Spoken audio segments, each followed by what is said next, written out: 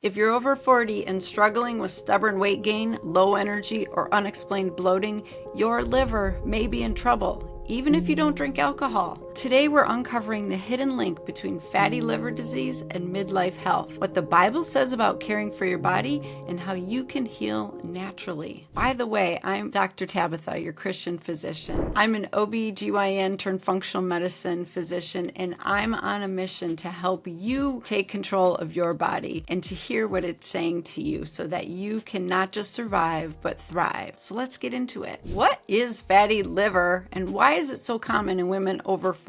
Fatty liver disease now affects 24% of Americans and up to 5 to 10% of children. Those are astonishing numbers, and I see this every day in my virtual medical practice. Women are told that they have elevated liver enzymes, and their doctor says, don't worry, we'll just recheck them in a year. Or they actually get an ultrasound of their liver and they're told they have fatty liver, and they will just monitor and recheck it in a year. That is not okay. If you have been told these things, you have to be proactive now. Fatty liver disease is now becoming the most leading cause of liver transplant in this country. It used to be from alcoholism and cirrhosis of the liver from alcohol. Now it is fatty liver from our diet. That is not okay. If you have been given this diagnosis, you need to take action. So here's the deal. Fatty liver is an accumulation of fat, but it's not from fat. It's actually from sugar. Fat doesn't make us fat, sugar makes us fat. And how does it do this? So when we eat sugar in the form of highly processed foods, soda pops every day, those coffee drinks, if you don't go out and run for an hour, you're not going to burn all of that sugar that you just consumed, and your body has to do something with it. Your pancreas makes insulin. Insulin goes into the bloodstream,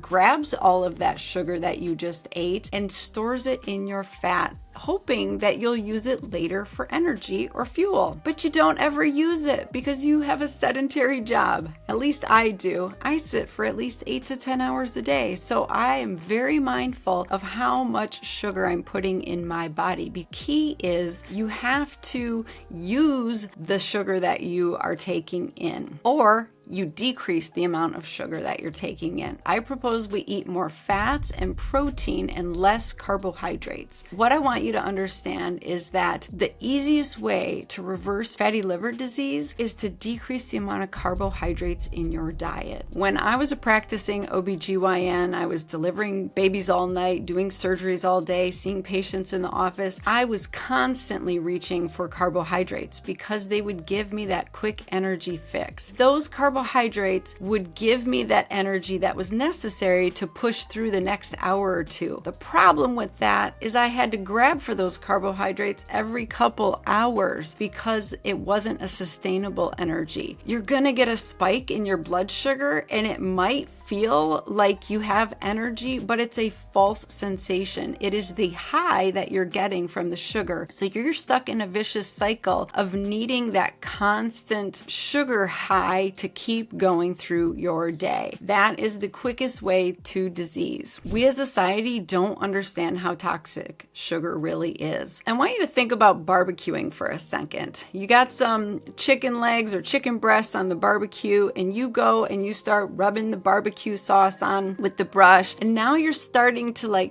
see this barbecue sauce burn up and get black and crispy. That is called oxidation, and that is the sugars being oxidized or rusted, and that is actually really toxic. The same thing happens when sugar goes to our brain. Too much sugar gets oxidized in our body and makes things sticky, just like that barbecue sauce. If you've ever had blood testing done to see what your fasting glucose is, you know that it should be less than 80. A lot of you have maybe had a blood test done and it was 90, 95, 105, and your doctor said, oh, it's a little bit elevated, we'll recheck it again in a year. But here's what's happening. You're getting sticky inside your cells, and a test to really see how sticky you are is a hemoglobin A1C. This is an average blood sugar over the past 3 months, and what it's measuring is your red blood cells in your bloodstream, how sticky they are, how much glucose is stuck to them. If you have a lot of glucose stuck to your red blood cells, your A1C is going going to be higher. And we want to see that number around 5. We should manage our diabetes and our blood sugar issues. We want to reverse them. We want you to have healthy, functioning red blood cells and cells throughout your body. And the best way to do that is to get control of how much sugar you're eating. So sugar isn't just innocent compound that makes your kids a little wild and isn't that big of a deal. It's a huge deal, and it's robbing you of your health and causing you to age prematurely. That is one of the biggest factors for aging, is too much sugar. If you're ready to take control of your health and restore your liver the way God designed, I've put together a simple step-by-step guide to help. Click the link in the description to get started today. Let's talk about how to reverse and prevent fatty liver disease naturally. This is important for every woman over 40. I'm telling you